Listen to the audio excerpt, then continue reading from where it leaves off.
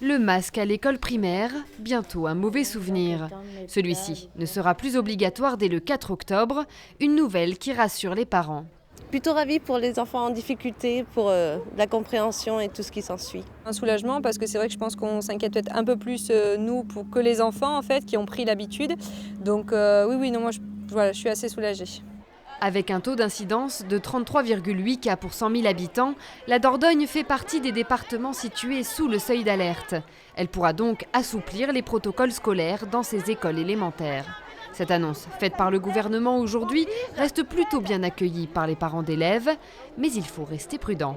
S'ils nous disent qu'il faut enlever les masques, on va enlever les masques, en sachant qu'il y aura toujours des risques et qu'il faudra toujours faire très attention. C'est vrai que là, on reste sur une réserve. Même son de cloche du côté des enseignants.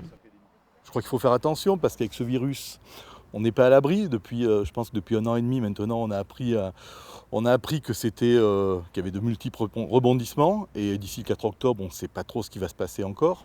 Par contre, pas question de toucher au pass sanitaire. Celui-ci restera en vigueur jusqu'à nouvel ordre. Une déception pour Kyle Stansby, employé au cinéma de Périgueux, qui pensait enfin lui dire au revoir. C'est vrai que c'était une fausse joie qu'on a eue, un peu de déception par rapport à ça. Je garde les doigts croisés, comme je pense tous mes collègues un peu partout, qu'on puisse avoir cette mesure allégée.